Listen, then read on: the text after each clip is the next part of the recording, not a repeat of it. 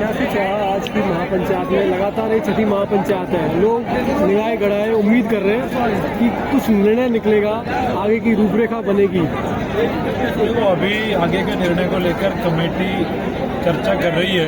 76 गाँवों के सभी कमेटी के अध्यक्ष, पूरी संघर्ष समिति अभी निर्णय करके तय कर लेंगे कि आगे की लड़ाई कैसे लड़नी है और कब लड़नी है।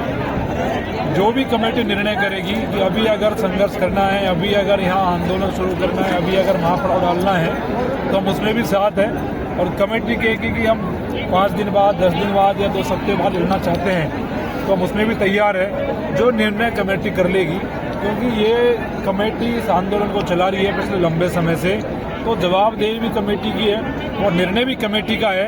हम तो इस निर्णय में पूरी ताकत के साथ में संघर्ष समिति के साथ खड़े हैं। जैसा इनका आदेश होगा उसमें हम इनके साथ खड़े हैं, चाहे फिर हमें यहाँ अनशन पे बैठना पड़े, चाहे हमें यहाँ कुछ भी संघर्ष करना पड़े, लेकिन पीछे नहीं हटेंगे।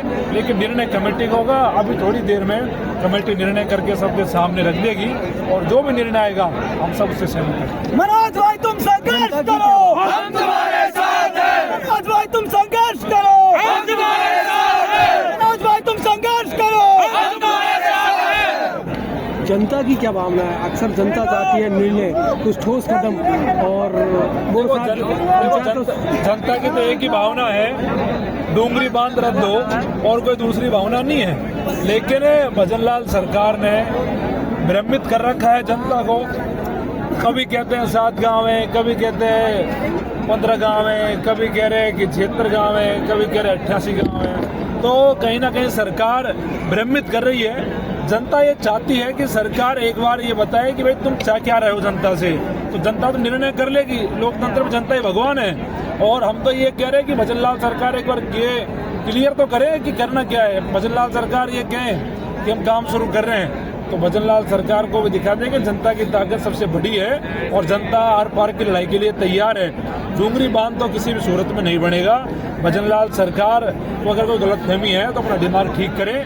बाकी जनता मजबूती से संघर्ष करने को तैयार है और जो भी निर्णय अभी कमेटी का आने वाला है उसमें पूरी जनता साथ है। और इसीलिए अभी भी देखो, रात में करीबन 6:30 बज गए और यहाँ अभी भी बड़ी संख्या में लोग रुके हुए हैं और इन सबका मन है कि पूरी ताकत के साथ में लड़ाई लड़ी जाए, पूरी ताकत के साथ में संघर्ष किया जाए। इनका जो भी निर्णय होगा उसे मनोज मीणा के साथ खड़ा है। भाजपा सरकार मुर्दाबाद, मुर्दाबाद, मुर्दाबाद। भाजपा सरकार मुर्दाबाद, मुर्दाबाद, मुर्दाबाद। अब तक जितनी भी महापंचायत हुई, जिंदाबाद, जिंदाबाद। पर्ची सरकार बंद करो, बंद करो।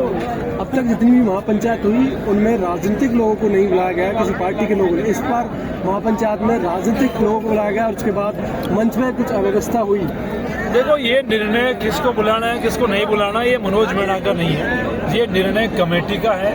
कमेटी जो तय करेगी वही इस आंदोलन में चलता आ रहा है और आगे भी वही रूपरेखा पे हम काम करेंगे।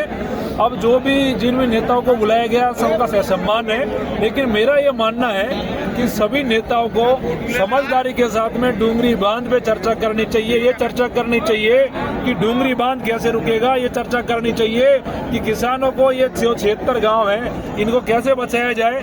बल्कि एक दूसरे पे छींटा कसी, एक दूसरे पे टीका टिप्पणी, ये कहीं भी मैं ठीक नहीं मानता। लेकिन कमेटी ने बुलाने का निर्णय लिया तो कमेटी ने लिया, लेकिन ऐसा कुछ नहीं है, सब कुछ ठीक है। सारे लोग यहीं पे खड़े हुए हैं और छोटी मोटी बातें बड़े आंदोलन में होती रहती है, इसको लेकर हमें कोई समस्या नहीं है। जो हुआ वो हो गया। आप भी पूर्वी राजस्थान के रहने वाले हो, दौसा जिले के महुआ क्षेत्र के रहने वाले हो। सरकार जो डूंगरी बांध बना रही है, ERCP का जो प्रोजेक्ट बनाया था, वसुंधरा राजे सिंधिया ने वेबकोस कंपनी के माध्यम से सर्वे कराया। डूंगरी बांध के लिए पूर्वी राजस्थान की ERCP के लिए पूर्वी राजस्थान की जनता ने आंदोलन भी किया। उसके एक बार तो टोडा भीम से अध्यक्ष थे, अभी जवान सिंह है अध्यक्ष।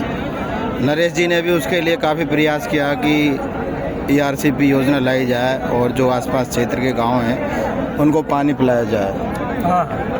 जब गंगापुर सिटी में गजेंद्र सिंह शेखावत आया था, हिंडौन सिटी में आए, दौसा में आए, लोगों ने ERCP की मांग करी, काले झंडे दिखाए।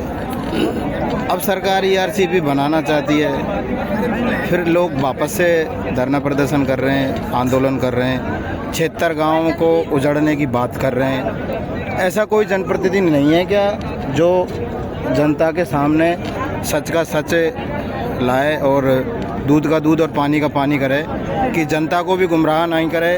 और क्या उस पर क्या कहेंगे आप बताइए। देखो ऐसा है, आपकी सारी बातें सही है। ERCP के समय में भी आंदोलन करने वाले हमारे लोग थे। जब भी लोगों ने हमसे कहा हमने भी मदद करी। लेकिन कोई भी सरकार हो, कोई भी परियोजना को लाती है तो पहली प्राथमिकता ये होती है कि जनता के हित में है कि नहीं है। अगर कोई भी परियोजना जनता का विनाश कर रही हो, कोई भी परियोजना जनता के खिलाफ हो, तो ऐसी परियोजना किस काम की।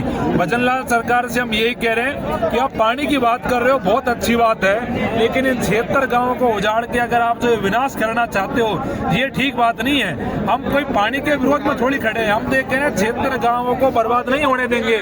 और क्या बांध पहले नहीं बने क्या? ये जिद क्यों है सरकार को कि हम ये रिकॉर्ड तोड़ के बांध बनाएंगे, हम ये करेंगे वो करेंगे? वहाँ पहले ही बहुत जगह है और 76 गाँवों को बचाया जाए और सरकार उसके तहत बचाते हुए अगर कोई योजना लाती है तो जनता का भला करे। लेकिन जनता के घरों को उजाड़ के अगर सरकार किसी योजना की बात करती है तो उस योजना के खिलाफ हम भी खड़े हैं। चाहे हम तो महुआ से आते हैं, चाहे कहीं से भी। यहाँ बहुत सारे लोग हैं जो इस क्षेत्र के नहीं है, आधी जनसंख्या है बाहर की भी आई है। उनका ये मन है, उनके रिश्तेदार है, उनके यहाँ दोस्त है और वो इस बात को समझते हैं कि विनाश अगर सरकार कर रही है ऐसी योजना लाके तो ठीक नहीं है। जनता के हित में काम करे तो जनता साथ है, नहीं पूरी जनता सरकार के खिलाफ खड़ी हो जाएगी।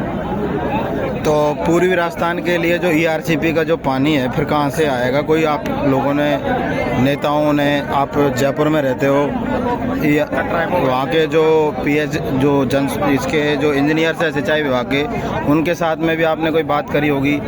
काफ़ी लोग वहाँ पर अभी मंत्रालय में भी यहीं क्षेत्र के लोग निवास कर रहे हैं, उनसे भी जानकारी आपने प्राप्त करी क्या कभी? देखो ऐसा है, सरकार ये तय करे कि इन गांवों को हम सुरक्षित करें और इन गांवों को सुरक्षित करके सरकार जो भी योजना लाना चाहती है, पानी की योजना लेके है ना, सरकार को दिक्कत क्या आ रही है। लेकिन इन गाँवों को उजाड़ के, इन गाँवों को विस्थापित करके अगर सरकार को योजना लाना चाहती है तो ये लोग उसके खिलाफ खड़े हुए हैं। और हम लोग भी सरकार से यही कह रहे हैं कि पहले तो सरकार इतनी डरी हुई है, सरकार का कुछ भी विजन क्लियर नहीं है। सरकार ये क्लियर नहीं कर पा रही कि कितने गांव इस डूंगरी बांध में जा रहे हैं। कभी तो सरकार के मंत्री 8 गांवों के नाम ले रहे हैं, कभी 15 गांवों के नाम ले रहे हैं, कभी ये कह रहे एक भी गांव नहीं जा रहा। सरकार DPR जारी करे पूरी की कौन सा गांव जा रहा है, कौन सा नहीं जा रहा। अगर एक भी गांव सरकार अगर ये कह रही है नहीं जा रहा, सरकार ये कह रही है कुछ लोग भ्रमित कर रहे हैं ग्रामीणों को, तो सरकार पूरी जानकारी पटल पर रखे।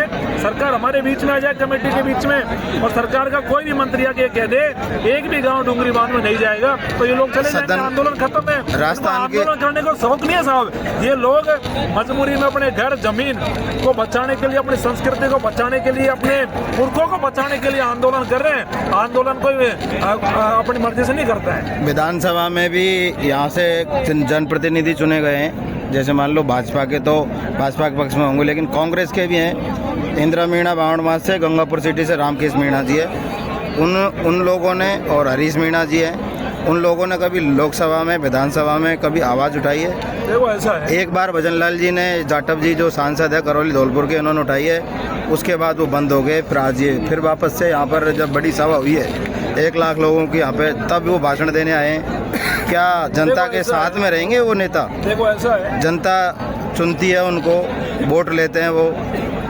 देखो ऐसा है, जो नेता इस मामले में जनता के साथ नहीं है तो 3 साल का समय बच रहा है। जो चीज मंच में बोल रहे हैं, मेरा सवाल वो नहीं है। जनता हिसाब कर देगी। नहीं, वो तो कर ही देगी, जनता तो कर लेगी, खैर कोई दिक्कत नहीं है साहब। अभी मेरा कहने का मतलब है कि विधानसभा में जो ये लोग जो यहाँ बोलते हैं वो वहाँ क्यों नहीं बोलते? देखो ऐसा है, अभी हमारा मंच पे जो भाषण दिए जाते हैं वो विधानसभा, हाँ जी, अभी हमारे साथी थावरचंद जी MLA यहाँ पे आए हैं हमारे। वो तो पहले भ्रष्टाचार में पकड़े गए हैं, आपके टोडा भीम साइड के, उन्होंने मामला उठाया था। नहीं, आपको जानकारी नहीं है। क्यों नहीं है जानकारी? थावरचंद दरियाबाद से MLA है, वो कोई भ्रष्टाचार में नहीं पकड़े गए हैं। ACB में कौन पकड़ में आया था बाप पार्टी का? उनके कोई और दूसरा नाम था।